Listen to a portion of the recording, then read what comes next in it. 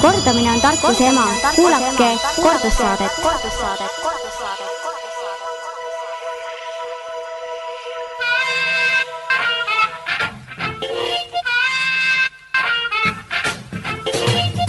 Lõunatund Nõmme raadios.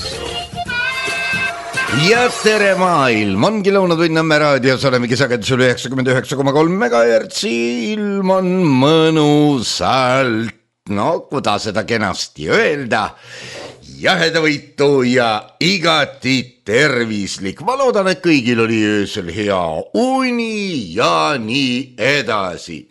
Samal ajal aga vaatamata mõnusale ilmale juhtub ikka ka toredaid asju meie avaral ajakirjandusmaastikul, mis sahiseb kui trukkipõld kohe heleda päikese kiirtes, kuigi hetkel tõepoolest päikest nagu ei ole.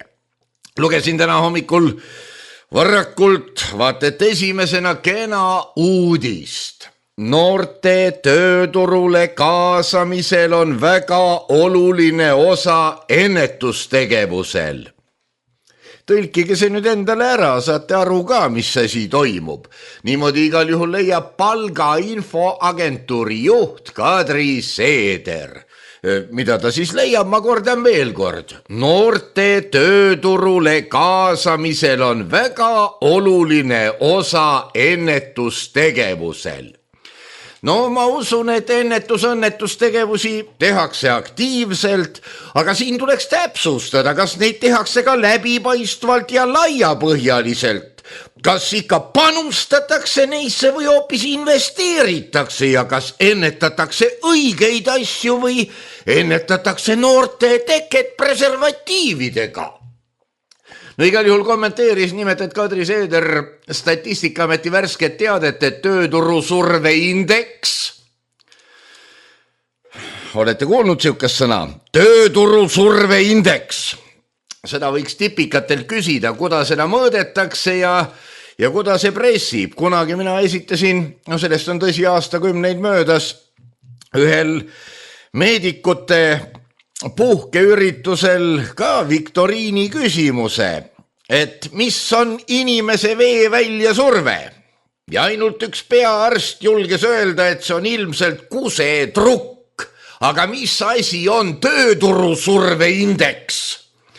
Vaat seda peab teadma iga noor, kes tahab panustada laiapõhjalisse tööturgu investeerides ja nii edasi. Igal juhul see surve on langenud 0,76 peale ja noh, seega väidetavalt lahkub tööturult kotid täis, õnnelik nägu ees, järgneval kümnendil rohkem inimesi kui noori peale tuleb. Panete tähele, inimesed lähevad ära, aga peale tulevad noored, kellel on veel aega selleni, kui nad muutuvad inimesteks ja tööturu surveindeks näitab nende trukki tööturule. Tsitaati ka. Selline olukord tähendab survet sotsiaalkindlustussüsteemile ja ettevõtetel tuleb tõsiselt mõelda töö efektiivsemaks muutmise või ümberkorraldamise peale, kuna inimesi ei ole tööturult lihtsalt võtta, nagu siin sai öeldud, noored tulevad ju. Töötutest suurem osa on pikaajalised töötud, kelle seast on keeruline sobivaid töötajaid leida. Ma usun, et uudis on igati lihtne ja selge, me mõistame kõik tööturu surveindeksi trukilangust 0,76 peale ja panustamise vajadust. Kui aga lai põhi näha on, kohe panustage, aga läbipaistvalt, muidu ei ole ennetav meede piisava surveastmega, eks ole? Kui heita pilk lähiminevikku, siis muidugi tahaks teada ka nii mõnegi asja järelkajasid. Vaadake, kui kuskil välgatab välk taevas, siis tahaks kuulda ka kõue kõminat, aga põledeist nigu. Eesti välisminister kutsus 6. juuni kohtumisel Kaliningradis Vene välisministri Sergei Lavrovi piirilepingu sõlmimiseks Eestisse. Niimoodi ütles isegi püha aktuaalne kaamera selge sõnaga maha.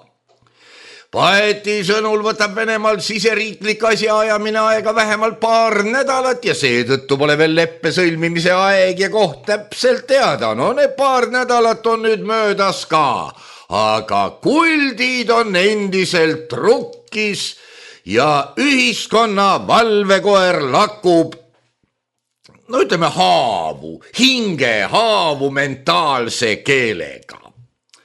Vene Riigiduuma väliskomisjoni esimehe Aleksei Puškovi sõnul jäävad piirilepingu sõlmimise järelgi Eesti ja Venemaa vahelised suhted pingeliseks. Mina ütleks selle peale, et sellega on piirilepingu teema ammendatud, Dankeschön, Wiedersehen, Schluss, seda keelt ei oskata, eks ole, ja kõik. Sest kui suhted ei muutu, milleks pakkuda tõprale altkäemaksu, eks ole. Ma siin ei nimeta tõpraks antud tegevuses osalejaid, vaid printsiipi, kui keegi pressib välja, siis mina olen nõus teda südamerahuga tõpraks kutsuma. Aga tsitaati ka. Jah, piirilepingutele alla kirjutamine on positiivne fakt, aga kahjuks jätkuvad meie arvates negatiivsed asjad Eestis ning need piiravad meie suhete arengu võimalusi. Ühesõnaga, eestlased hakaku venelasteks ja suhted on korras. Eesti kool peab minema üle vene õppekeelele ja vene pool ruigab rõõmust, et arengud on positiivsed ja viimaks need natsid hakkasid nõukogude natsideks või umbes niimoodi, jah. Aga ütleb nimelt, et Puškov, et Eestis jätkuvad arengud, mis ei rahulda meid. No vaat nipp ongi selles, et kui tal oleks nüüd õigus ja need Eestis jätkuvad arengud rahuldaksid vähemalt meidki, see oleks juba suur samm edasi. Aga ega need arengud ei rahulda meid ka, seega peaks nii mõnigi minister punn võtma natukene ikka mõistust ja südametunnistust ja võib-olla mõtlema selle peale, mis on rahvuse au. Kuigi jah, poliitkorrektselt nii roppude asjade peale ei mõelda, sest kui sa ikka mõtled niisuguste asjade peale, siis on selge, kuhu poole tuleb sul seitel ja mis sul nina alla kasvab ja teised, eriti rahvusvaheline üldsus, tunnevad selle kohe ära. Lähemate teemade juurde. Ainukene seni veel väärikaks ja vägevaks jäänud infoagentuur pean selleks Telegrammi, sest ülejäänud kirjutavad ainult sellest, kuidas paljaperssega mehed käisid paljaperssega naisi kummitamas Pärnu naisterannas. No see on muidugi Eesti üleriigilise tähtsusega uudis ja sellele peab panustama laiapõhjaselt tähelepanuga, et naisteranna surveindeks tõuseks, ma ei tea, ja nii edasi. Aga Telegram räägib ka natukene asjast peale, jah. Kas olete kunagi mõelnud selle peale, et meid trahvitakse iga väiksema seaduse rikkumise eest? Näiteks Tallinna munitsipaalpolitsei ametnikud tegid poole aasta jooksul ühistranspordis piletita sõitjaile ja linnas valesti parkijaile kokku enam kui 340 000 euro eest trahve. Kuid poliitikud teevad pättust, pobisevad midagi ajakirjanduses vabanduseks ja istuvad omal kohal edasi. Kes trahvib poliitikuid, kui nemad meie meelest korda rikuvad? Nii küsib Telegram. Jah, alati võib öelda, et need trahvid olid õigustatud. Aga vaadake, kui näiteks väike laps kodus teeb midagi, siis te ju keelate teda viisakalt, mitte ei torma karistama. No näiteks, et sa ei pesnud käsi puhtaks, nüüd oled 3 päeva söömata. Me ju ei tee nii. Seega, teoreetiliselt muidugi mupol on õigus trahvida, aga inimlikust seisukohast arvestades Eesti majanduslikku seisu. No eilegi oli siin pisuke näide, mismoodi minister lausa tahtis kohtutäiturile vaat, et turja karata 35 eurot trahvi, alaealine sõitis ilma piletita, no on ikka siga. Vanemad tuleks ka vaata, et vangi panna ja kohtutäitur, et ta ei tormanud kohe kõigi laiapõhjaliste meetmetega ja ei panustanud nii, et igipullid otsa ees. Vaata, et saab karistada, no mida sa teed? Ketikoer peab olema kuri, kuigi tal võib olla ka leebe iseloom, sest lõppude lõpuks ei usu mina, et üks Canis familiaris saaks olla idiootlikult tige, kui tema peremees ei ole teda hulluks ajanud. Ja ma väga loodan, et Eestis siiski säilub olukord, kus peremehed ei aja krantse hulluks. Aga Telegram kirjutab, Eesti kõrgeimaks võimukandjaks on ju tegelikult rahvas ja ideeliselt võiks meil olla õigus trahvida meie endi poolt valitud poliitikuid, kui nad meie arvates korda rikuvad. Trahvimist kontrolliks näiteks avalik MTÜ, kes siis rahvahääletuse tulemusena trahve määraks, need sisse nõuaks ja seejärel näiteks vähekindlustatud perede vahel laiali jagaks. Trahvi nimi võiks olla pätimaks. No siin praegu ma oleksin ääre pealt hääldanud paetimaks, sest see täheühend oli ju kunagi nõukogude ajal tuli uus Telegrami keel ja seal need hääldusjuhendid, aga vanemad inimesed ehk mäletavad.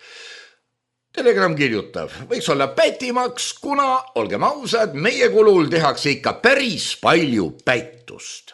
Alates sõgedast raha raiskamisest Estonian Airi ja Eesti Energia investeeringute peale, lõpetades isiklike kulude kandmisega esinduskuludesse. Siinkohas ei pea ma silmas vaid Kadriorgu, kirjutab Telegram, kelle ainus ülesanne ongi tegelikult olla esinduslik, vaid Riigikogu, ministeeriume, omavalitsusi ja koguni ja nii edasi. Teada on, et poliitikamaailma rahaasjades käib pidevalt üks sahker-mahker. Kõik sellised susserdajad on tegelikult pätid. Ja kõik need poliitikud, kes seda vaikides pealt vaatavad ja midagi ette ei võta, on kaasosalised ehk samuti pätid. Mõnikord jääb isegi mulje, et osa meediaväljaandeid korjab pätimaksu ise, pakkudes vastutasuks vaikimist. Näiteks Siim Kallasel on Äripäevale pätimaks maksmata, küll aga tundub Kallasel olevat pätimaks makstud enamikule teistest väljaannetest. Samuti jääb mulje, et pätimaksu on maksnud USA valitsus ja seda kõikidele maailma peavoolumeedia väljaannetele, rääkimata igasugustest liitudest ja suurkorporatsioonidest. Telegram võib siinkohal puhta südamega öelda, et neil kõigil on meile, seega siis Telegramile, pätimaks maksmata.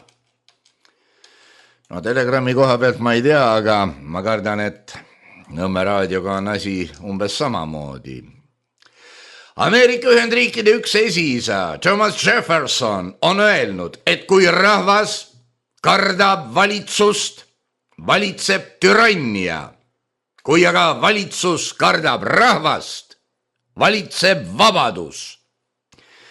Selle lausega lõpetab Telegram oma tiraadikese.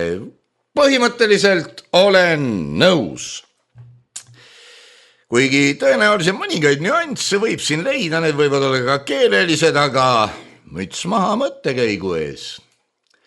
Täna meil, nagu me kõik teame, 3. Ramadan 1434 või 11. juuni 2013 ehk siis 4. Av 5773 või 11. seinakuu 10226 või juuniuse päev number 2 456 485 ja just nimelt täna, aastal 1924 hakkas Eestis kehtima kuldkroon, kellel on ajaloohuvi, uurib välja, mis see oli. Ja võib-olla sealt algasidki Eesti ebameeldivused, mis vaieldamatult viisid ja nii edasi ja üleüldse. 1940 Eesti Töötava Rahvaliidu vastaskandidaadid kõrvaldati Riigivolikogu enneaegsete valimiste nimekirjast. Tehti teatavaks, et rahvavaenlased ei saa kandideerida. Ja nagu ma ütlesin, kõik kandidaadid, kes kandideerisid Eesti Töötava Rahvaliidu kõrval, kustutati nimekirjas, sest ei ole võimalik, et nagu me näeme, meil on millest eeskuju võtta. 1943. Sitsiilias asus Saksa diviis Hermann Göring tõrjuma USA dessanti. Näete, USA dessant Sitsiiliasse vägev. 1980. Pauh, lõi Tallinna teletorn lahti, teiste sõnadega siis avati tõesti Tallinna teletorn, olümpiaju, noise teate. 1993 pärast konsultatsioone Euroopa Nõukogu ekspertidega kuulutas president Lennart Meri välja 8. juulil Riigikogu poolt vastu võetud välismaalaste seaduse. Alates juuni lõpust oli olnud siis ulatuslik poleemika, praegu öeldaks siis laiapõhjaline diskussioon kitsastes tingimustes panustamisega ja tekkinud oli palju ärevust, mis tänase seisuga võiks olla, ja rahvusvaheline üldsus ja Venemaa igal juhul oli 1993. aastal teinud Eesti aadressil koguni ähvardusi. Aastal 2000 leiti Põlvas sealse ühispanga kontori juhataja Andres Võsobergi laip ja herr Võsoberg oli sooritanud enesetapu. Ja just nimelt kuldkrooni aastapäeval. Kui nüüd heita pilk välismaailma nii kaugele, kui siin pilku heita annab, sest kulditrukkis võivad ju alati öelda, et see ei ole nii, meile pole sellest teatatud, et tohib kirjutada. Bostoni ringkonnakohtus igal juhul algas eile kohtuprotsess Tšetšeen Džohar Tšarnajevi üle, keda süüdistatakse siis, et tema pani Bostoni maratonile pomme. Esitatud on talle 30 süüdistuspunkti ja nendest üle poole ehk 17 tükki võiksid talle tagada surmanuhtluse. Huvitav oleks muidugi teada, millises vaimses ja füüsilises seisundis see 19-aastane kutt on, aga seda nagu eriti ei rõhutata. Samas võib öelda, et ka Guantanamo teemadel peaks ju kohtuprotsess käima Sheikh Khalidi üle, aga ei ole sellest ka midagi enam kuulda olnud, kuigi tal oli juba peaaegu, et organisatsioongi tekitatud, kes kõik soovisid, et neid lõpuks maha löödaks, mitte ei kägistataks ja uputataks edasi. Aga Bostoni pommiplahvatuste kohta hakkas kohe esimesest päevast levima igasuguseid alternatiivseid teooriaid ametlikule seisukohale, ehk siis tekkis tõe ja ametliku seisukoha konflikt, kus juures ei olegi teada, kumb on kumb, aga võib arvata, et ametlik seisukoht on ikka õige ja poiskesed lasid ringi oma värvi vahetavate seljakottidega nagu need samused seal ja tegid oma tänamatut tööd.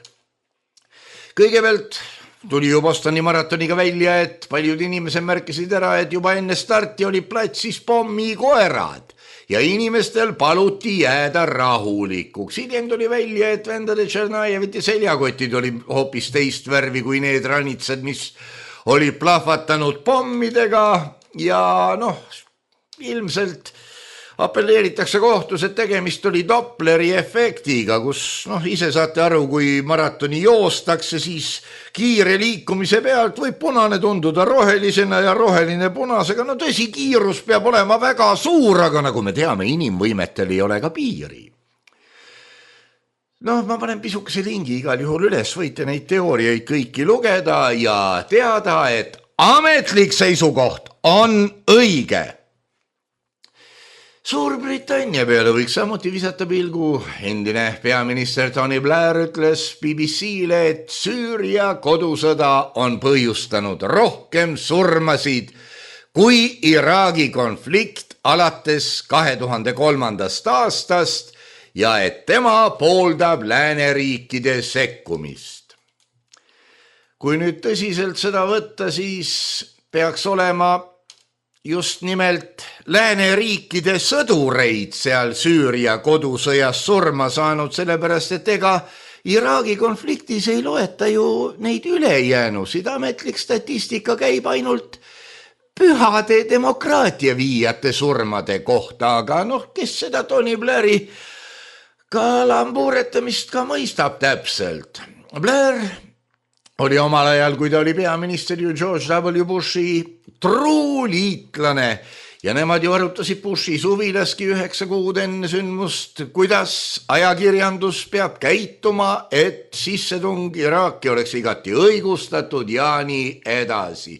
Toetas tema ka 2001. aasta sissetungi Afganistani ja oli üldiselt truu sõber, kes nüüd siis tahab ikka refleksist truu sõber edasi olla, kuigi W on juba läinud ja teine mees on ees, aga miks ei võiks olla ka teise mehe sõber, siis saaks au ja kuulsust juurde. Selle oma USA toetamisega sai Tony Blair ilusaid hüüdnimesid nagu Bushi puudel, 51. osariigi kuberner ja muidugi sai ta tuntuks ka kui Tony Blair.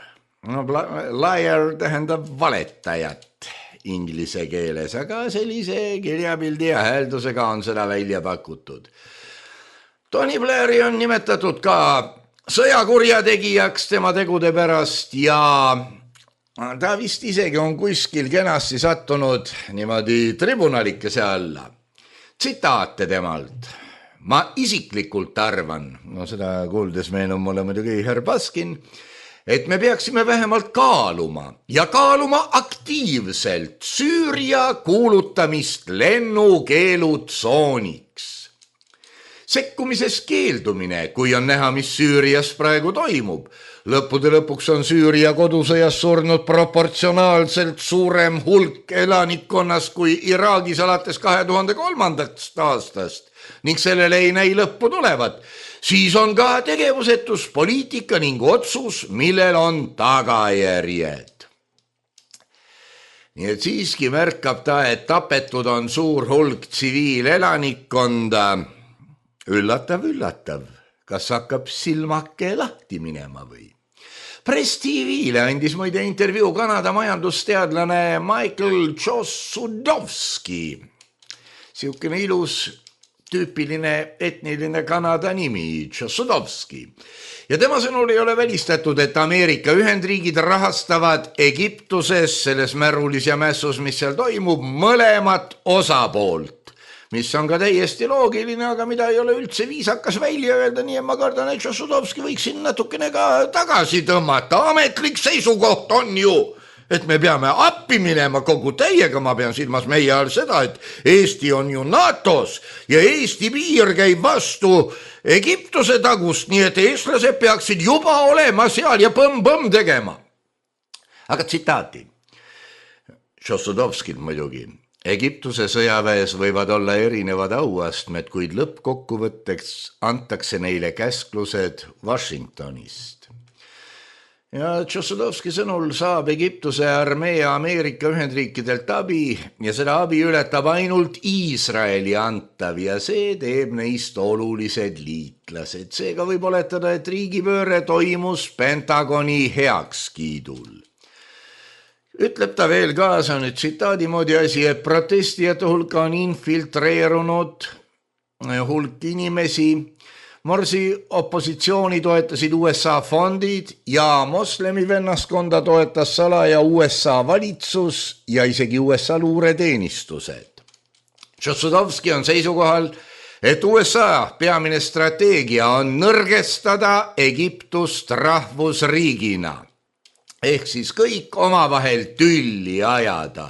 No kui me vaatame Eesti rahvuslaste poole, keda Tõnu Kalvet üritab küll lepitada, aga jah. Ja seni, ütleb Chossudovski, on Egiptuses see õnnestunud üsna hästi. Pikem intervjuu. Panen lingi siia. Seda uudist käsitleb ka kenasti Telegram taaskord. Ja Telegram kirjutab ka, et Kuveit pakkus Egiptusele $4 miljardi suurust abipaketti. See on Kuveit. Ja kui nüüd jälgida seda, milline on see abipaketi proportsioonide jaotus, siis 4 miljardit on paketi üldsuurus, 2 miljardit sellest oleksid hoiused Egiptuse keskpangas. Miljard oleks naftat ja naftasaadusi. Mis see 1 miljard on, kes seda teab, aga nii ta on.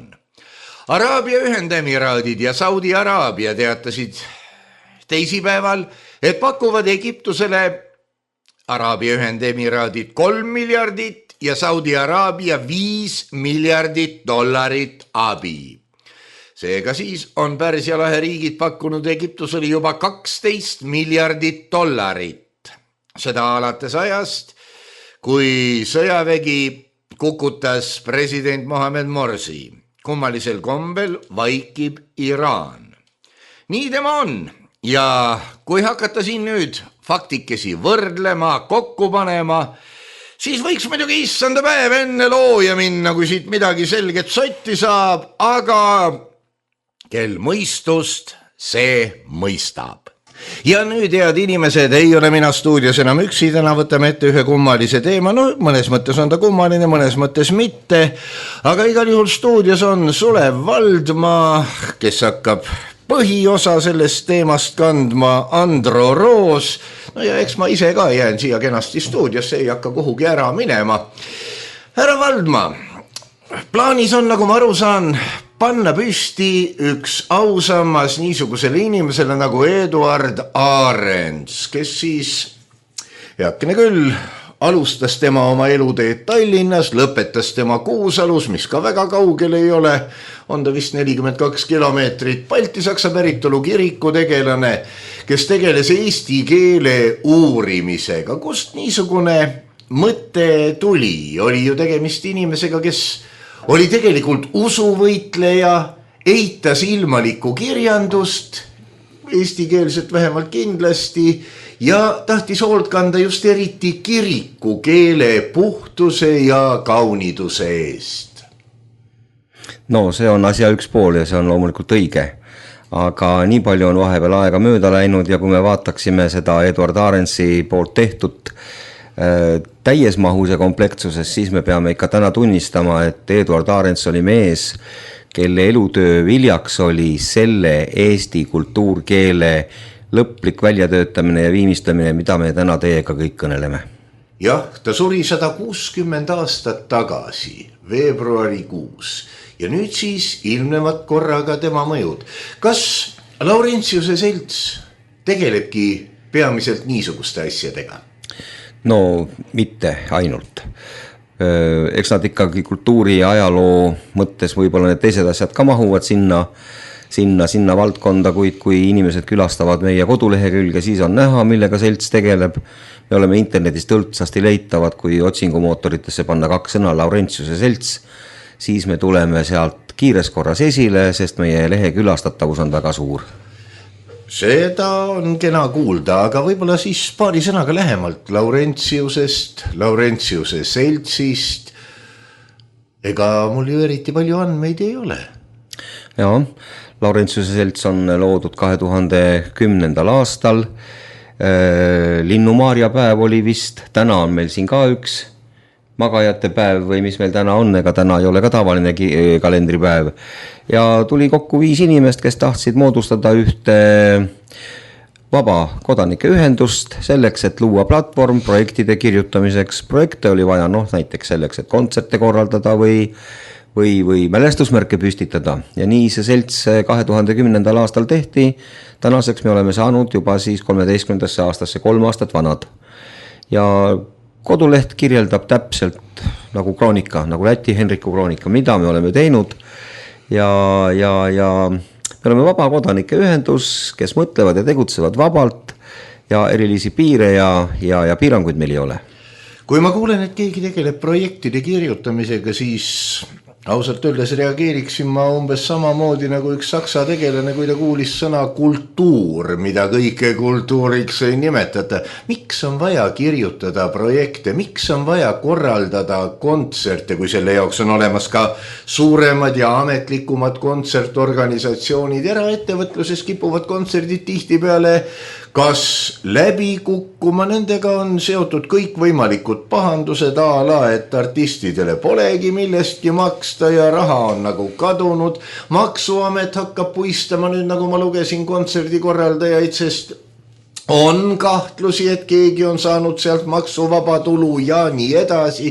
Igasugused kamarajurad, mis tekivad, no ma kasutan meelega niisugust ebamäärast sõna, kõik võimalike piletite trükkimise, hankimise, lugemise, nummerdamise, piletikontrollide, tasustamise, käibemaksude ja muu asjaga.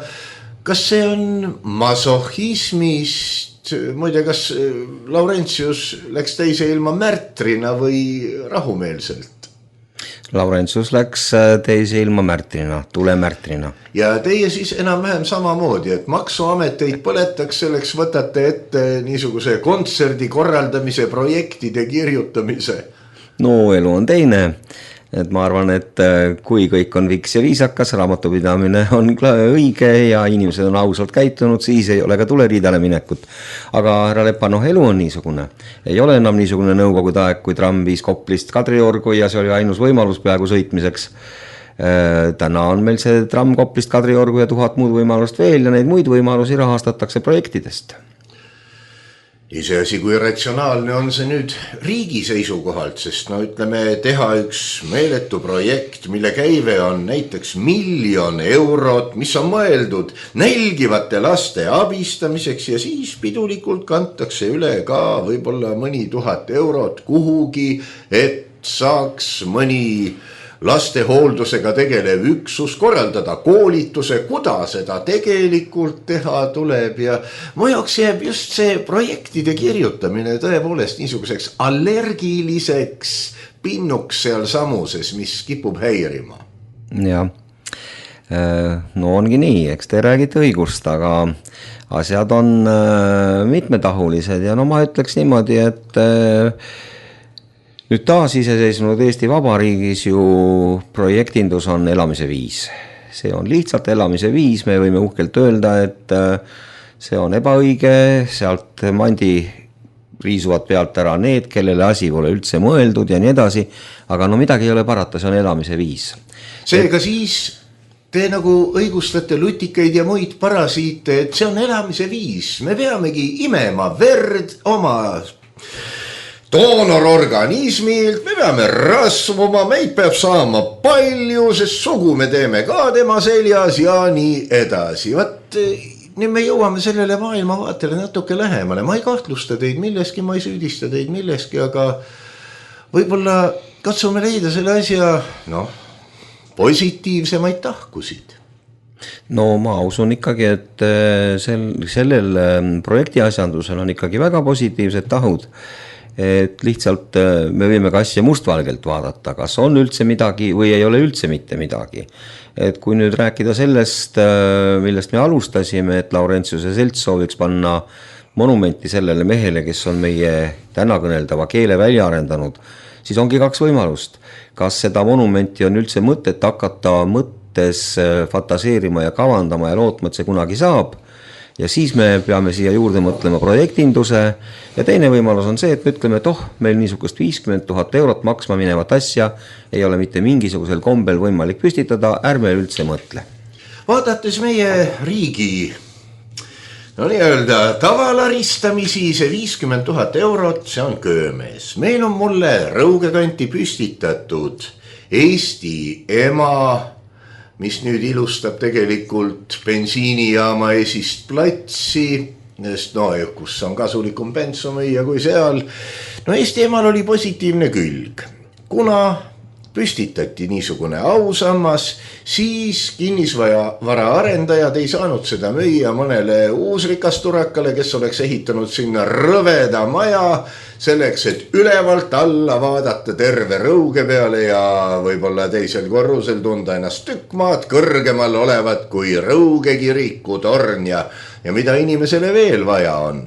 See on Eesti ema positiivne külg, aga te teate ju ka negatiivset külge, milline madin, kes on kellele maksmata jätnud, kes tahab saada rohkem raha, millest niisugune koordineerimatus seal võis tekkida. Kas te seoses Eduard Arendsi ausambaga olete ka selle peale mõelnud?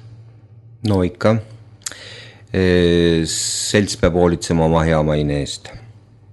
Ja märtsi lõpus algas rahvaannetus Laurentiuse seltsi arvele Eduard Arendsi mälestusmärgi püstitamiseks. Sinna on tänaseks annetanud rohkem kui 300 inimest ja päris paljud inimesed on annetanud 100 euro kaupa. Ma arvan, et kui üks tavakodanik võtab oma taskust 100 eurot ja kannab üle ühele seltsile, siis see on väga suur usalduse märk ja meil on kohustus selle rahaga käia ümber nii ausalt, kui see üldse võimalik on ja mina ei kujuta ette, et Eduard Arendsi mälestusmärgi püstitamise ümber üldse mingit madinat tekkida võiks. Ainukene paha asi, mis siin on see, et me tahtsime selle mälestusmärgi 2013. aasta lauritsapäeval avada. Kuna 3 lõppevatel aastatel oli siis Eduard Arendsil sünniaasta, surmaaasta ja ka tema eesti keele grammatika väljaanded ilmusid aastatel 43 ja 53. No, me lootsime liiderprojekti toetusele. Sellele me oma tegevuse rajasimegi, et sealt tuleb üks põhirahasumma, millega see mälestusmärk püstitatakse. Kahjuks 2013 liiderprojektides seda meedet, mis võimaldaks niisugust asja teha, üldse ei avanenudki. Ja nüüd me oleme alustanud siis rahvakorjandusega ja möödunud nädala lõpus toetas meid ka Eesti Kultuurkapital. No need summad, millega toetatakse, tegelikult ei ole suured, sest kui me vaatame, kuidas raha alla käib, siis võib väga hästi juhtuda, et te saate kokku 50 000 eurot ja selgub, et selle eest ei saagi enam mitte midagi, sest majanduskasv, pankade kasumid, inflatsioon, kriis, milles Ansip tahabki elada, see kõik on, ei ole tekkinudki, on möödas ja see 50 000 ei maksa midagi, sest tuletan teile meelde, et 1 euro võrdub ju 156 rubla ja 60 kopikaga, millest oleks 25 aastaga saanud, kui 88. oleks see 3% kasvikuga pandud pensionisambasse, umbes 25 eurot. Nii et vurts välja. Andro, vaatan nüüd sinu poole ja tunnistan siiralt, et õigustan härra Valdmaa tegevust selles osas, et Eesti ajalugu peab saama kajastatud. Kuigi isegi Eduard Arensiga panete monumendi püsti, selgub, et öösel viiakse minema, sellepärast, et keegi on otsustanud, et maa sihtarvet on võimalik muuta ja siia saab kükitada hoopis palju parema büroohoone ja nii edasi, nagu vabadusvõitlejate monumendiga tehti Tartus. Ajalooline fakt. Mart Niklus oli marus küll, aga arvati, et kaua ta ikka on, vana mees ka juba, viime selle monumendi vaikselt minema. Lihula ausammas lihtsalt öökatte all. Tegelikult kui nüüd vabadussõjale tõmmata vesi peale selle Tartu rahulepingu uute piiridega, siis võiks ju hakata ka neid monumenti õhku laskma. Aga Andro, jah, täna on see tore päev, kui 1924. aastal hakkas kehtima kuldkroon. Nii et paralleelprojekti võiks ka teha Eesti ajaloo põlistamiseks, et aasta pärast, kui on 4 lõppev aasta, tähistada sedagi ja panna monument püsti. Aga ikkagi, sa uurisid siin neid toetuspabereid ja asju, Eduard Arendsi ausamba omasid. Mis on sinu seisukoht? Tervist kõigile kuulajatele. Mul on nagu kahetine seisukoht, et et sellest aspektist, et ajalugu tuleb jäädvustada ja salvestada tulevastele põlvedele, on kõik õige. Aga olgugi, et siin suveperiood on, ma olen ikkagi suhteliselt pessimistlikult meelestatud selles osas, et kas on enam tulevikus ka neid, keda me nimetame eestlasteks või vähemalt eestimaalasteks, kellele neid asju kõiki tarvis on. Sellepärast, et sa räägid siin kuldkroonist, siis kui selle kuldkrooni seadusega Eesti sisuliselt võttis kasutusele 2 valuutat, üks oli siis mark, mis jätkuvalt edasi kehtis siseriiklikeks toiminguteks, teine oli siis kuldkroon, mis pani Eesti väliskaubanduse, muulgas ka ütleme hüpoteegid, mis olid pankade poolt seatud kinnisvarale, siis ütleme kulla alusele. Siis oli meil siiski oma riik selles mõttes, et päris paljud eestlased olid reaalselt andnud oma osa, võidelnud vabadussõjas ja selle riigi loonud, ehk nad olid oma igi ja verega selle saavutanud. Sellele eelnes ütleme seal majanduslike ühistute loomine, oma kultuuri üles ehitamine, mitte projektipõhiselt, vaid tõesti see tuli nagu südames, see tuli nendest traditsioonidest, mida inimeste igapäevane elu ja töö neile ette andis. Ja sellega siis kujundati lõpuks suure poliitilise sihina välja Eesti Vabariik selle sihi realiseerimisena. Aga see meie uus iseseisvus, ma ütleksin, et seda me ei ole ju välja võidelnud. See on meile kandikule antud, et võtke, hakake ise majandama, ise olema. Sellega me ei ole selgelt toime tulnud. Tegelikult on ikka see sama mentaliteet, et keegi teine peab meile andma. Kui keegi teine ei anna, lähme välismaale, seal antakse äkki meile. Ja ma arvan, et need inimesed kahjuks vist ikkagi suurem osa Eesti maalastest, nii nendest, kes on evakueerunud, ära läinud, kui nendest, kes on ka siia jäänud, on seda meelt, et ega nad ei tunneta seda, et see riik on nüüd nende suur ühistu või nende organisatsioon, et nemad ka seal osalised on, et rohkem on nad nagu seal üürnikud või abisaajad. Sellepärast, et üks Tartu Hoiulaen ühistu liige ka eelmise aasta oktoobris väga ilusti ütles Hoiulaen ühistu konverentsil, et ega kui inimene ei saa sellestki aru, et ta korteriühistu liikmena, korteri omanikuna, ise selle korteri omanik on veel vähem, et ta on mingisuguse suurem organisatsiooni, näiteks korteriühistu liige ja selle suure kortermaja kaasomanik, siis on vist tõesti palju loota, et ta aru saaks sellest, et ta näiteks on ka riigi omanik. Ja siis tekibki küsimus, et siin on taastatud vabadussõja ausambaid ja mälestusmärke. Ja ka võib-olla 90. alguses nüüd siin inimeste enda tööga rohkem, mida aeg edasi seda rohkem projektipõhiselt ja kasumipõhiselt. Et siis, kas ei ole mitte niimoodi, et need ausambad ja mälestusmärgid on rohkem nagu nendele entusiastidele, kes tahavad neid püstitada, aga suuremal osale massist, kes siin on, abirahasid vastu võtab, molutab või ära läheb kuhugile välismaale, seal tööd teeb või lihtsalt molutab, et nendel ei ole ju vist nagu sooja ja külma sellest. Ja samamoodi ma kahtlustan, et võib olla selle Eduard Arendsi mälestusmärgiga, et see kõik on õige. Ajalugu tuleks nagu jäädvustada, aga küsimus on, et kellele me seda jäädvustame. Et minu arust üks väga hea teleseriaal on Väike maja preerias. Ja seal oli kunagi siukene samasugune probleem, et kogukond tahtis kella Vasest kirikule, et saaks ikka siis kella helistada, kui jumalateenistus on. Aga probleem oli selles, et see kell maksis väga palju kaugelt linnast tuua. Ja inimestel raha ei olnud, aga siis lepiti kokku, et kuna raha ei ole, majandus surutis ka. See oli umbes samal ajastul, ka 160 aastat tagasi, mis see tegevus käis või midagi niimoodi nagu see Arendsi värk. Arendsi elu ja tegevus ja siis loobuti sellest kella ostmisest ja lapsed tulid väga heale mõttele, seda nad vanematele rääkinud, et kogusid kokku salaja kõik Vasest nõud ja asjad ja tegid ise siis väikse sulatusahju ja sulatasid üles ja said siis sedapidi selle kella, et tõesti see kell loodi kogukonna ühise tööna, aga ma kardan, et täna vist seda kogukonda enam ei ole, et inimesed vaatavad mälestusmärki ja ütlevad, et tore küll, aga ega see meile leiba laua peale ei too.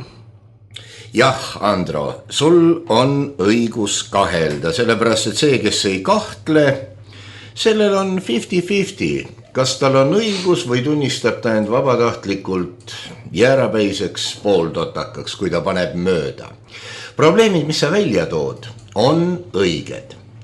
Monumendid, mis püstitatakse Eesti ajaloos olulist rolli mänginud inimestele, näiks olevat külahullude eralõbu. Eesti ema, Heakene küll, kui püstitatakse mingisugune niisugune kuju, kahtlemata tuleb keegi kõht õieli, ütleb, noh, tubli, kogukond areneb ja näidake mind teise külje pealt, varsti on valimised ka ja nii edasi ja poosetab natukene seal kogu lugu. Samas need monumendid, tänu sellele, et nad on nii öelda, ma ei halvusta selle sõnaga, vaid esitan lihtsalt ebatraditsiooniliselt käituvat inimest.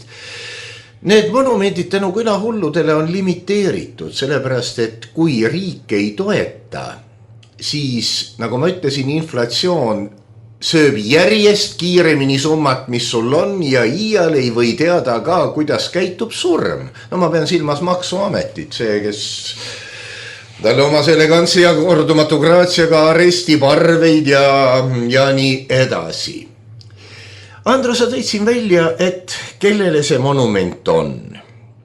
Tõepoolest, kui ta on pisikene kuskil võsas, kui me vaatame praegu taastatud Vabadussõja monumente, no kas või seal samas Rõuges või Tallinnas Reaalkooli ees, need ei ole ju hiigelkujud. Need on suhteliselt tagasihoidlikud, millest võib mööda käia. Nii mõnelgi kalmistul on kadunud kutsakesele või kellelegi pandud suurem kuju kui.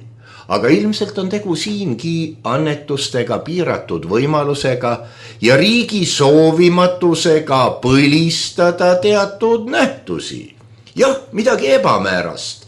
No nagu see klaasrist, mis on Vene kiriku ja Jaani kiriku vahel, mis nähtamatu sillana neid ühendab. Paraadil ei ole võimalik näidata ju meie paksukesi lehvitamas ilma, et nende kohal ei kõrguks sibulkuplid, mis on ka muidugi hea ja õige.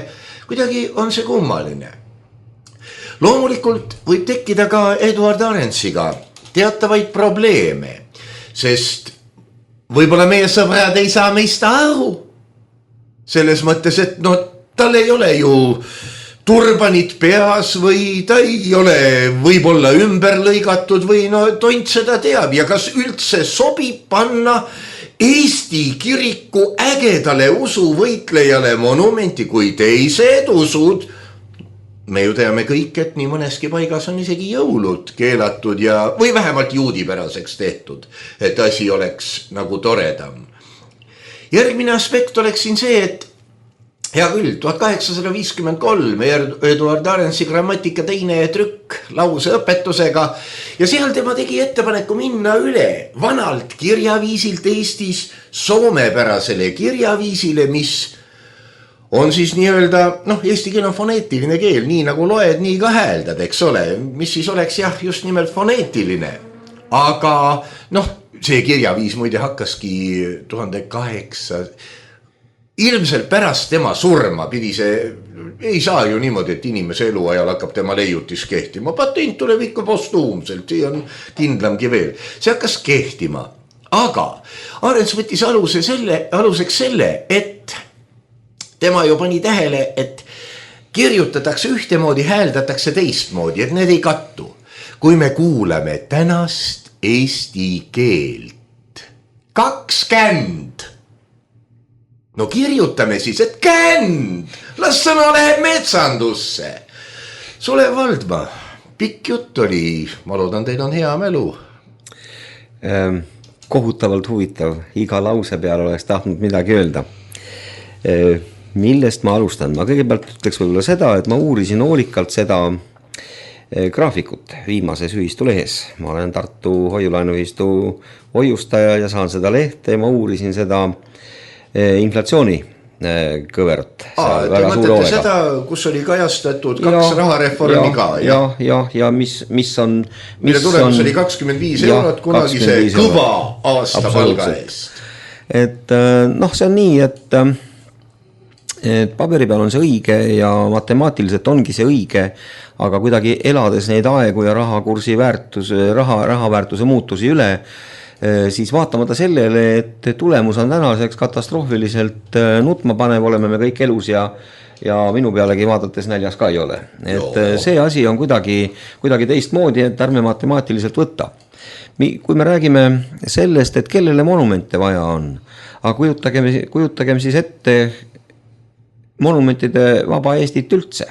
et kui me läheme linnadesse ja kui me läheme kalmistutele ja kohtadesse, kus täna monumendid ja mitte ühtegi ei oleks, ma arvan, et selliseid hulle, kellele siiski pakub silmarõõmu ja kellele pakub ka mõnu mõtelda selle monumendi juures, kellele või millele see annab meie elule sisu.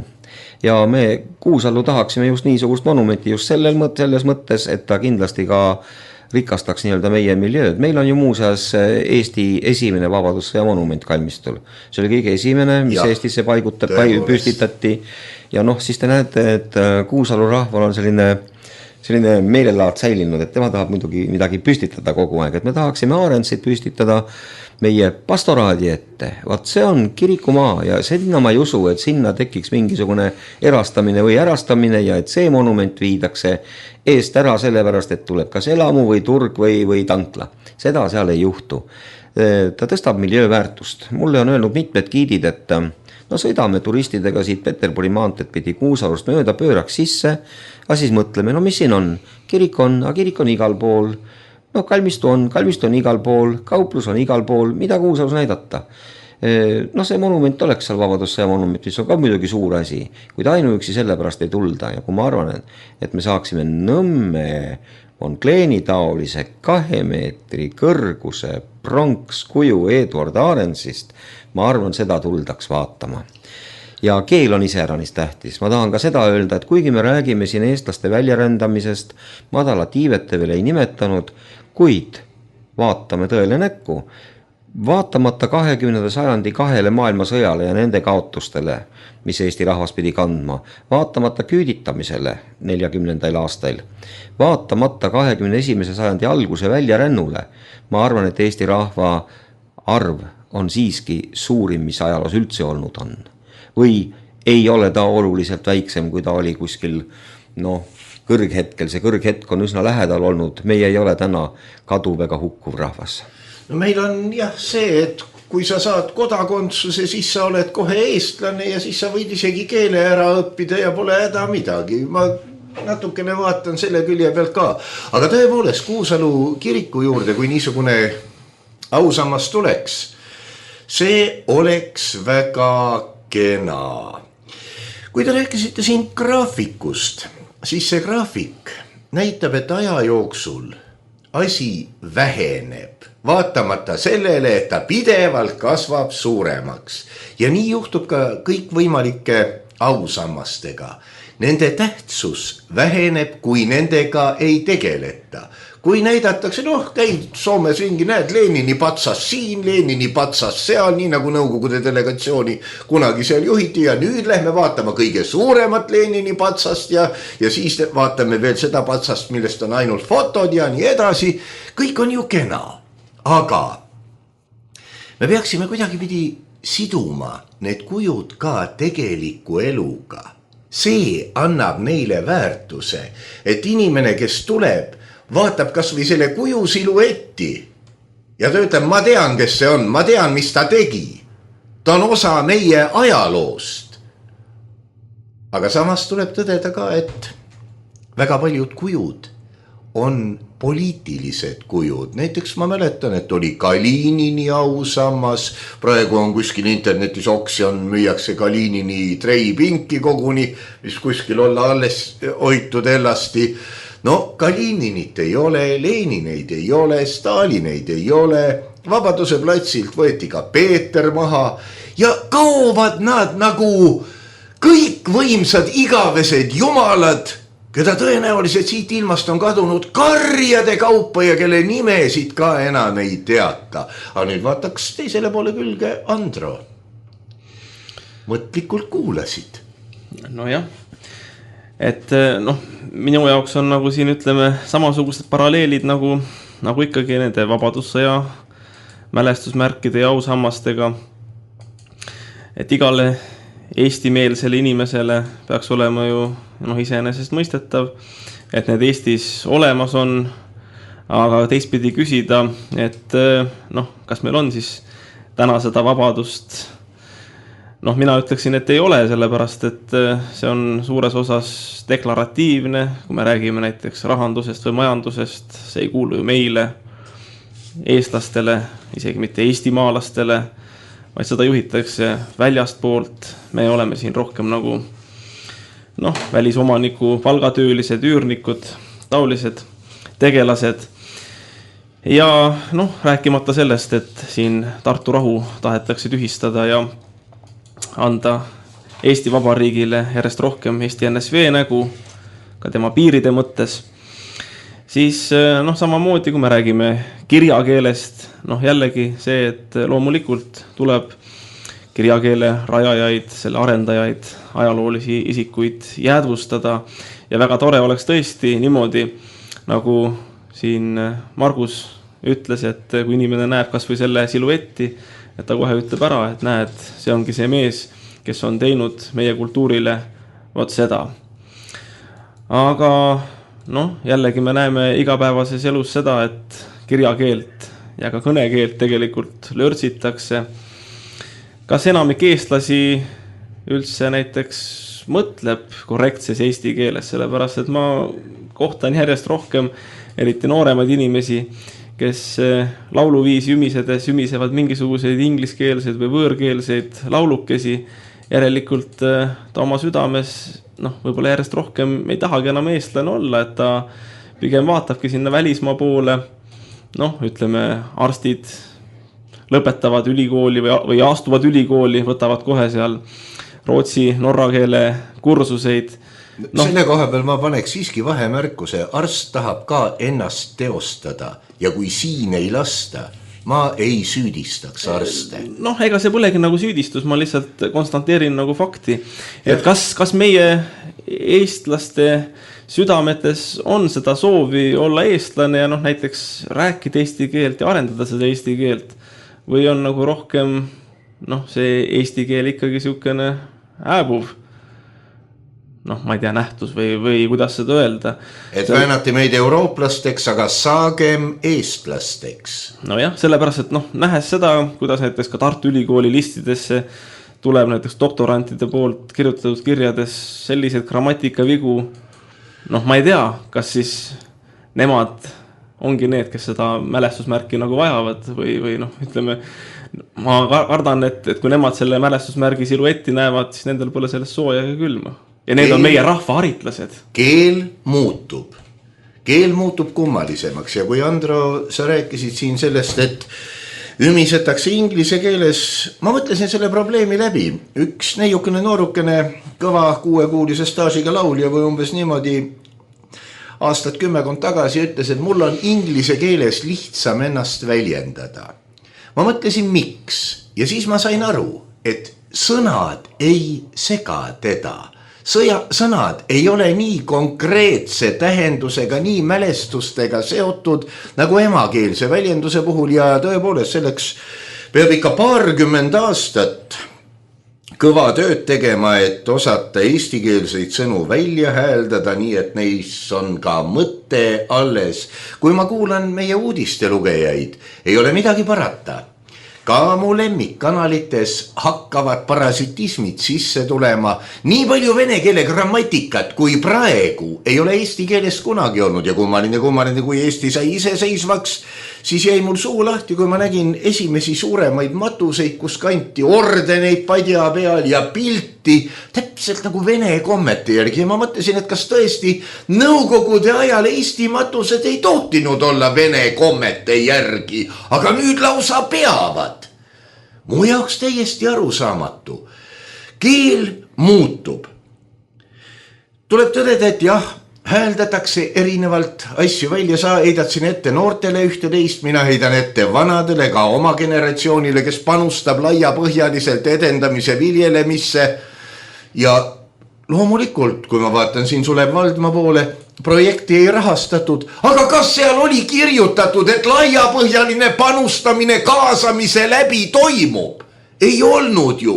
Kas integreeriti monumenti panustamise raames Eesti kunstnike, ma ei tea mida, ma ei oska seda isegi välja öelda. No tõsi, Arends oleks selle peale oma matmiskohast ilmselt juba pea välja pistnud ja rosikat näidanud. Aga see selleks. Kui nüüd vaadata seda kuju ennast, Aivar Simson, Seaküla Simson jälle teinud, no nüüd olid tal need mehe suguelundi kujud, nüüd on tal hõlmad laiali kujud. Klein seisab hõlmad laiali ja siin Herr Arends samamoodi, kuigi peab ütlema, et jah, mõte on selge. Ta meenutab natukene raamatut ja tõepoolest ma tahaksin võib-olla lugedagi, mida tarka on kirjutatud tema hõlmade siseküljele ja noh, niimoodi oma kaugemas ajusopis ma kujutan ette, et sinna on kirjutatud midagi, mille ma pärast lugemist vaevlemiseks automaatselt meelde jätan ja millest ma võib-olla alles 5 aastat hiljem hakkan tegelikult aru saama. Sulev Valdma, ütlete, et 50 000 on see asi tehtav ja kui palju see summa nüüd moodustas protsentuaalselt sellest soovitud summast, mis teil juba olemas on? 10%? No praegu on ikka 9050 000 olemas. No see on juba kõva, vaata, et viiendik käes. On teil ka mingisugused tähtajad seotud? Kas võib juhtuda näiteks, seda ma küll seakülalasest ei usu, et ta hakkab nõudma, et te lubasite raha, mul on näed siin juba midagi tehtud, te ei ole maksnud. Ma ei tea, ma nüüd panen tule otsa või noh, Nõmme ema ümber oli kismat ju kõvasti. No õnneks seal intriig puudub. Et esmalt Aivar Simson on Kuusalu kihelkonna elanik ja nemad teevad seda või tegid selle kujundi või selle kuju kavandi kahekesi koos Paul Männiga, kes on samuti Kuusalu kihelkonna elanik.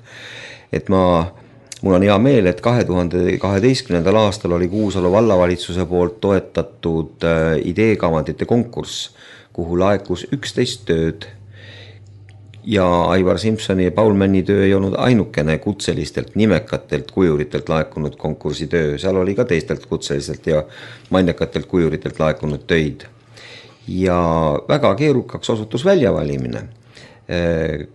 Töötas praktiliselt 3 komisjoni, me lootsime üks teeb töö ära, aga 2 jätsid vaekausile võrdsesse saisu, 2 täiesti erinevat kuju. Lõpuks tuli kokku konsistooriumi arhitektuuri- ja kunstikomisjon või kuidagi selline nende nimi ja nemad langetasid muidugi otsustuse traditsioonilise pronkskuju poole.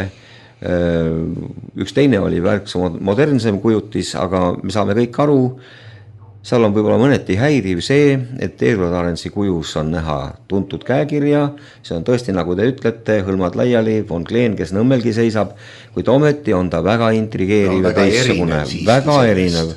Ma Aivar Simsoni käest küsisin või ütlesin talle, et teate, rahvas räägib, et nii väga sarnane sellele püstiseisvale von Kleenile. Tema ütles mulle niimoodi, et teate, härra Valdma, et inimest tavaliselt skulptuuris kujutatakse kas istuvana, lamavana või seisvana. Või hobusega. Ja kui ta istub, siis ta istub, kui ta lavab, siis ta lavab, kui ta seisab, siis ta seisab.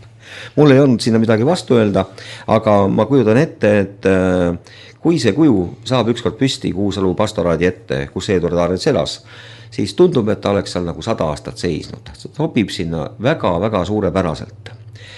Ja võib-olla sellest Arendsist üldse, et me oleme palju rääkinud seltsi liikmetega Arendsi kujust. Inimesed küsivad tavaliselt, aga kes see niisugune oli üldse? Eestlased ei tunne ja ei tea selle inimese nime, kes on välja töötanud keele, mida me täna kõneleme. Ma arvan, et need mõtted eesti keelest ja tema funktsionaalsuse justkui taandumisest inglise keele ees, need on kõik õiged, see kõik toimub.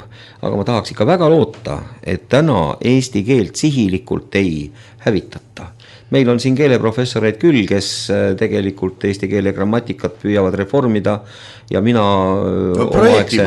võib-olla projektipõhiselt isegi ja ma mõtlen, et milleks peaks teineteise ja üksteise nii-öelda lõdvaks laskma, miks käib mäng suure ja väikese algustähega, et me enam ära ei tunne lause sees sõna, kas ta tähendab mingisugust nimetust ja asutust või on ta mingi muu sõna. Ma küsin ka, miks see kõik nii on, aga ma arvan, et inimesed seda pahatahtlikult võib-olla ei tee. Tulemus ei pruugi kõige parem olla, aga Arendsi kuju püstitamisega tahaks Laurentiuse selts kaasa aidata sellele, et eesti keel siiski põlistuks.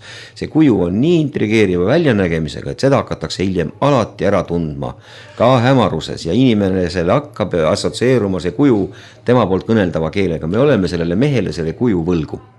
jah, see kuju on dünaamiline, kiriku juurde arvestades tema käteasendit, no peaaegu klassikaline, mis on tuntud paljude, no kas või Jeesuse piltidega, kuigi käteasend ei ole täpselt niisugune natukene teine ja see kuju mõjub igati dünaamiliselt. Ja nüüd, kui me siin istume vastamisi, Andro Roos, Sulev Valdma ja eks vaimses plaanis ole siin ka Eduard Arens, siis ega te ühistuga ei suhtle ju härra Valdma niisama, te ju loodate ka ühistu toetusele vist. No jah, ma olen pöördunud väga paljude Eesti arvatavalt võimekate sponsorite poole. Need sponsorsummad, mis on tulnud institutsioonidelt, on olnud arvult vähesed. Kohalikud omavalitsused ei leia võimalust, kuigi me oleme kirjutanud oma pöördumistes, et kui iga Eesti elanik annetaks 3,5 eurosenti, siis oleks see kuju püsti. Ja kui iga Eesti elanik teeb 3,5 eurosendise ülekande, maksab ta pangale kui palju? 19 eurosenti ülekande pealt või ma võtan õhus praegu summa ja see edendaks majandust ja nii edasi ja tagasi ka. Aga saab käituda kavalalt ja panku üle trumbata. Näiteks Vihula vald ja Kolga-Jaani vald on ühed, kes on annetuse teinud. Nad on teinud annetuse suuremas ulatuses kui 3,5 eurosenti nende elaniku pealt. Nad on teinud ühe ülekande, nad tõmmanud panka alt ja maksnud ainult üks kord selle 19 senti. No ma ei teagi ausalt öeldes, mis see summa oli, võib-olla mõni pank solvub hingepõhjani, aga... Ütleme nõnda, et Vihula vald oleks oma elaniku pealt pidanud siis maksma 63 eurot. Nad maksid selle summa tunduvalt üle ühe annetusena. No jah. Ja Andro, sinu seisukohad, sa oled täna muidugi täpselt nii pessimistlik, et ma tahaksin... Ühes küljest ma võtan mütsi maha su pessimismi ees, sest see kajastab tegelikku olukorda nii nagu see on. Ja teises küljest ma ikkagi tahaksin rõhutada, et kindlasti on sinust säilinud siiski see, mis on põhiseaduse preambulisse kirjutatud, kõikumatu usk. Sest muidu ma arvan, et oleks sul ka mööbel müüdud ja rootsi keele kursustel käidud või umbes nii. No jah, tähendab, ega minule vaimusilmas väga meeldiks see Eesti, kus kohas on need mälestusmärgid kas vabadussõjale, meie kultuurile, keelekandjatele ja arendajatele, majanduse edendajatele. Aga minus on ka see unistus, et nende ausammaste ja mälestusmärkide, kultuurimälestiste ümber toimuks selline loomulik, eestlaslik, eestilik elu. See tähendab, oleks talumajandus, oleks Eesti ettevõtted, inimesed teeksid tööd oma võimete kohaselt, teeksid tööd endale, mis lubaks jätta tööviljad siia samasse Eestisse, arendada Eesti kultuuri nende tööviljade najal, et oleks tõesti see eestilik vaim, et oleks ka seda mõistust ja oleks ka seda vaba aega, et ütleme nautida ja märgata neid mälestusmärke ja kultuurimälestusi ja pöörata pilk eestlastel enese sisse ja tõesti tunda seda, et ollakse eestlased, ollakse vabad, tuntakse elust rõõmu, mitte ei peaks igapäevase leivakorrukese eest muretsema ja mõtlema, mida maksuamet järgmise nõude saadab. Nii et tegelikult ma tahaksin olla väga optimistlik, ma tahaksin näha sellist Eestit, kus tõesti kõik need mälestusmärgid on, kus rahvas teab oma juuri, kus rahvas suudab kogukonnana koonduda, neid mälestusmärke püsti panna nii minevikule kui ka ütleme olevikule selles mõttes, et ta suudaks oma ettevõtmisi, ettevõtteid juhtida, suudaks kõike majanduslikus mõttes enda käes pidada ja et see kultuur ja majandus, kultuuriline majanduslik iseolemine, et see käiks käsi käes. Aga jah, pessimistlik ma olen selles raamis, ma kahjuks ei näe täna seda kogukondlikku suhtumist, seda eestlaslikku mõtlemist, et pigem on niisugune vastupidine meeleolu käega löömine. Ja kui õnnestuks tõesti kas või nende mälestusmärkide püstitamisega koondada seda kogukonda, siis oleks see ju tegelikult suurepärane. Et aga minu küsimus võib-olla oleks see, et kuivõrd siis kohalik elanikkond, ütleme Kihelkonna vallainimesed on seotud selle mälestusmärgi püstitamisega, et kas on ka tehtud vabatahtlikku tööd näiteks seal? Hetkel ei ole veel vabatahtliku töö aeg kätte jõudnud. Ma ei taha siin rääkida välja, võib-olla see on väike saladus, aga midagi juhtub Lauritsa päevaks 10. augustiks 2013, kus on võimalik ka vabatahtliku tööd teha. Seni on rahvas annetanud. Kui ma ütlen, et on üle 300 annetuse tehtud, siis see number on suurem, sest on ka anonüümseid annetusi. Ja ma usun, et mitte ma usun, see on meie kodulehel oleva annetajate nimekirja järgi näpuga kokku loetav. Annetajate hulgast enamuse moodustavad praegu Kuusalu kohalikud elanikud. Nii et Kuusalu inimesed on sellesse monumenti juba panustanud ja ma arvan, et nad panustavad veelgi. Et väga paljud toetajad on meil, kes on võimaldanud mõtet levitada. Vikerraadio on mitmel korral meie ettevõtmist tutvustanud, mitmed ajalehed, Sirp kaasa arvatud. Ja ka täna olen ma ju siin ühe sammu tõttu, et kui ma pöördusin Tartu Hoiu-laenu ühisluse poole, siis see, et mul on võimalus täna siin rääkida ja seda kuju saamise lugu tutvustada ja rahvast kutsuda üles annetama, see on ju ka tegelikult Tartu Hoiu-laenu ühisluse poolt vahendatud ja abistatud ettevõtmine. Aga ma üldiselt selle eestluse suhtes nii pessimistlik ka ei oleks, et nagu ma ikka mitu korda olen juba öelnud, elu on mitmetahuline. Kui te ütlete siin võib-olla isegi mõlemad, et see eestlus kipub nagu väärtust kaotama, devalveeruma, nii nagu meie raha on devalveerunud. No kuulge, mina Sulev Valdmaana, Laurentiuse seltsi esindajana, Kuusalu Kihelkonna elanikuna olen just vastupidine näide. Mina tahan just, et 50 000 euroga saaks püsti üks pronksmees selle elava, kunagi elanud inimese mälestusest, keda tänaseni on ignoreeritud. Ma arvan, et Eduard Arensi kohta võib selgelt öelda, et teda on lihtsalt ignoreeritud ja ma arvan, et põhjus on olnud selles, et ta on olnud baltisakslane. Vidri Rein Ristmets võttis küll nimeks Kreutzwald, aga ta oli siiski Vidri Rein Ristmeks esmalt. Ja ta kirjutas meile eepose. Et ta oli koguni ristlaan, aga selle nimega seostamine. Seda ma ei tea, aga siin võivad inimesed mulle vaielda, mulle võib kirjutada ja võib katsuda ümber lükata, aga mina ütlen nii. Eduard Arensi teene Eesti rahva ees on suurem kui Kreutzwaldil või Fehlmannil. Jah, sest Eesti grammatika tugines sel ajal, kui talle see närvidele hakkas käima saksa ja ladina grammatikale ja järelikult pidi ta mõnes mõttes olema ikkagi ehe Eesti patrioot. Aga härra Valdma, siin finiši sirge peal katsuks natukene ühendada neid kummalisi vaalasid, mis meil siin kujundlikus mõttes ringi ujuvad. Selle sama kujuga kultuur, haridus, majandus, see kuju. Ma jätan meelega välja praegu keele, sest isegi kui see keel ühel hetkel on kadunud, tänu kultuurile ja haridusele ja majandusele võib selle kuju mõtte, sisu, olemus kanduda edasi. Ja võib juhtuda ka, muidugi niimoodi naljalt ei juhtu nagu ladina keelega, et ta elab üle rahva, kes seda rääkis, aga vastupidine võib juhtuda küll. Kuidas teie näete kultuuri, hariduse ja majanduse seoseid tänases Eestis? Kas kultuuri saaks lahutada haridusest ja allutada ainult majandusele? Kas haridus võiks olla ka majandus, pearaha põhine? Kas kultuur ja haridus on tihedamalt seotud, kui nad on seotud majandusega?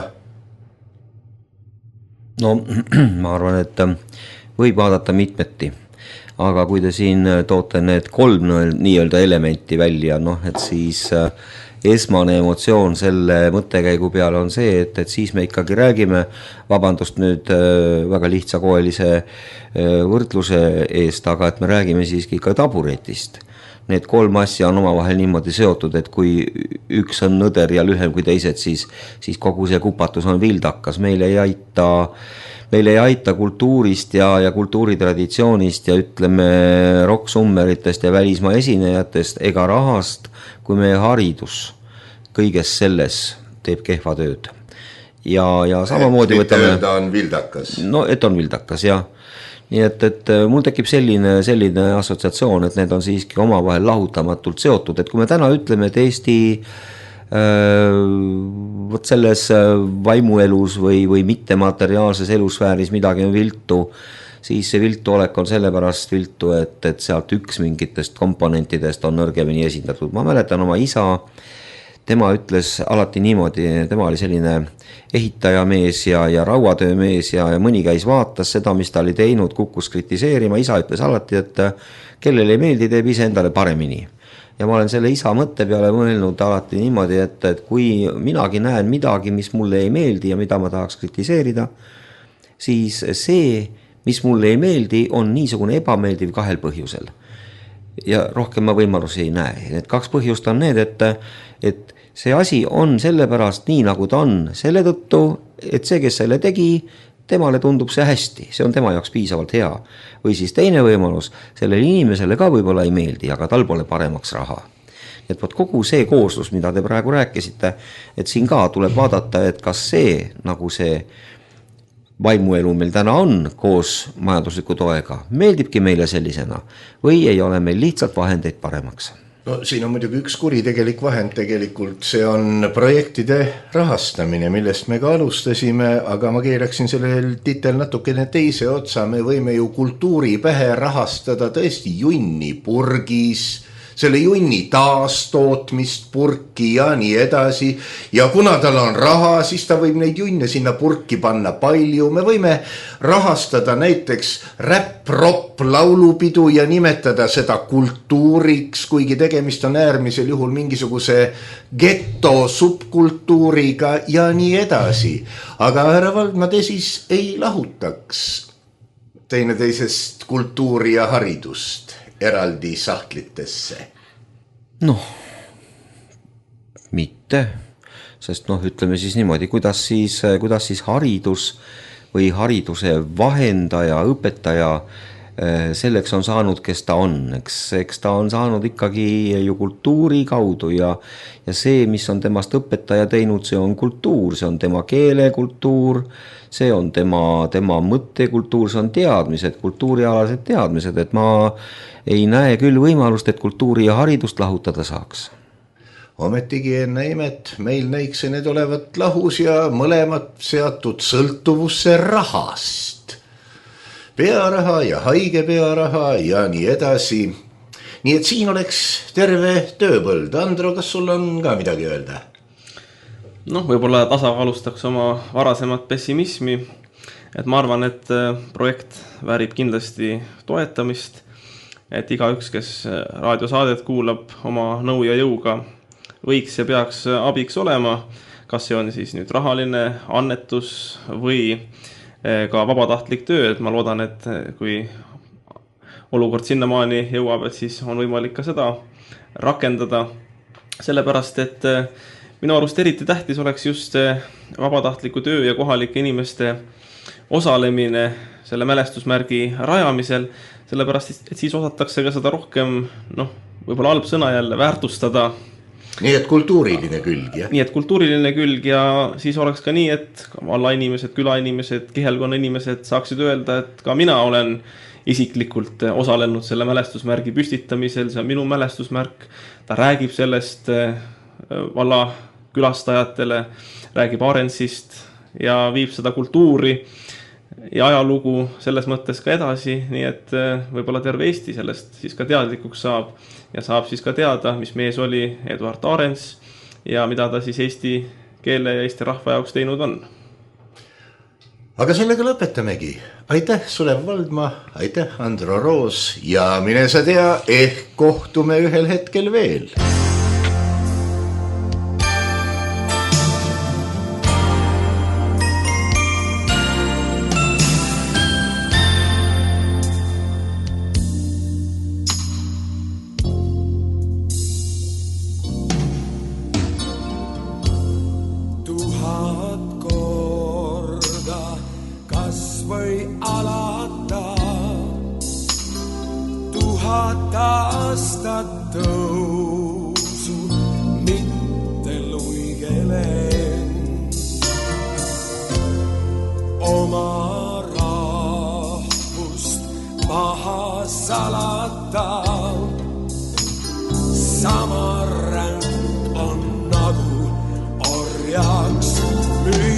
ja end.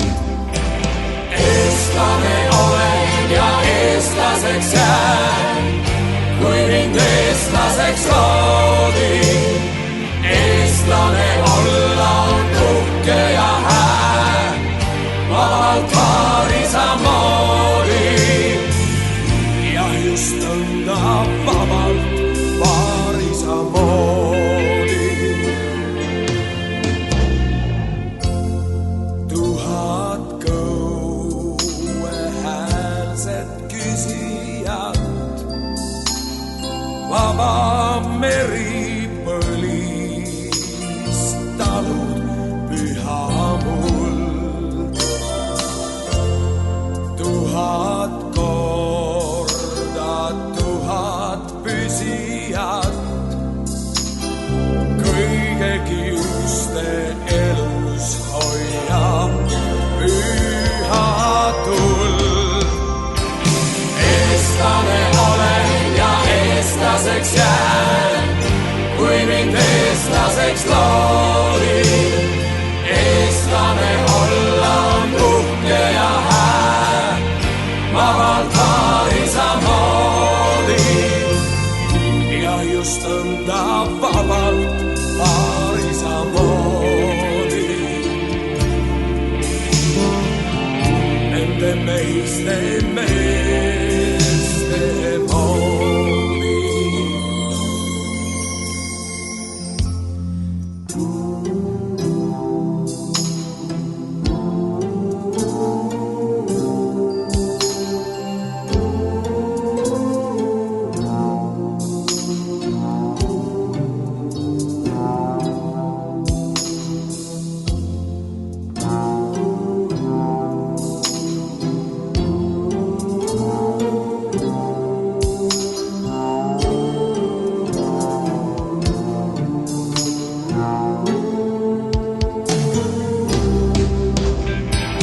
Eestlane olen ja eestlaseks jään, kui mind eestlaseks loodi. Eestlane olla on uhke ja hää, vabalt vaarisa moodi. Ja just nõnda vabalt vaarisa moodi. Nende meiste moodi.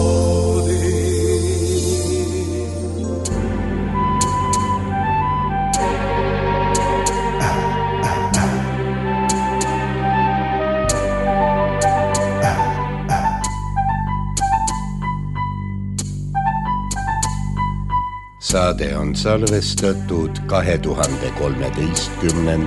aastal.